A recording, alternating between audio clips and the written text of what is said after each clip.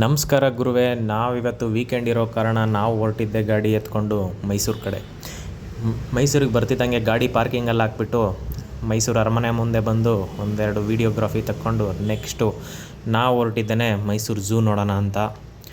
Mysuru zoo ನೋಡೋಣ ಅಂತ entry ಆಗ್ತಿದ್ದಂಗೆ ಇವತ್ತು ಸಂಡೇ ಇರೋದ್ರಿಂದ ಜನ ಸಾಗರ. ಅದ್ರ ಒಳಗಡೆ ಟಿಕೆಟ್ ತೊಗೊಂಡು ಹೋಗೋದೇ ಒಂದು ಅರಸಾಹಸ ಆಯಿತು. ಇಲ್ಲಿದ್ದ ಬರ್ತಿದ್ದಂಗೆ ಇಲ್ಲೊಂದು ಮಂಕಿ ನೋಡಿಕೊಂಡು ಅದು ಆಟ ಆಡ್ಕೊಂತ ಕೂತಿತ್ತು.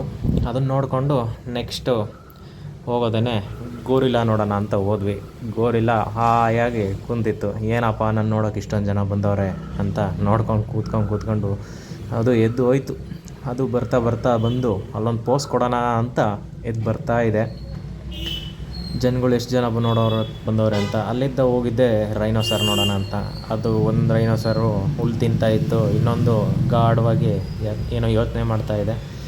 ಅದಾಗ್ತಿದ್ದಂಗೆ ಇವು ನಮ್ಮ ಭಾರತ ದೇಶದ ಆನೆಗಳು, ಇವೆಲ್ಲ ಕಾಮನ್ನಾಗಿ ಕಂಡುಬರ್ತವೆ ನಮ್ಮ ದೇಶದಲ್ಲಿ ನೋಡೋಕ್ಕೆ. ಅದು ನೆಕ್ಸ್ಟ್ ಹೋಗಿದ್ದೇನೆ, ಇದು ಆಫ್ರಿಕನ್ ಆನೆ ಅಂತ. ಆಫ್ರಿಕಾದಲ್ಲಿ ಕಂಡುಬರುವಂಥ ಆನೆಗಳು ಅದು ಇದೆ. ಆಮೇಲೆ ನೋಡಿದ್ದೆ ಜಿರಾಫೆ ನೋಡೋಣ ಅಂತ. ಇಲ್ಲಿ 4-5 ಜಿರಾಫೆಗಳು ಹಾಯಾಗಿ ಈ ಕಡೆ ನೋಡ್ತಾಯಿದ್ವು. ಅದಾದಮೇಲೆ ಇವು ಕರಡಿಗಳು. ಜನ ಜಾಸ್ತಿ ಇದ್ದಿದ್ದರಿಂದ ಎಲ್ಲನೂ ಕವರ್ ಮಾಡೋಕ್ಕಾಗಲಿಲ್ಲ. ಇದಾಗಿತ್ತು ಇವತ್ತಿನ ಬ್ಲಾಗ್.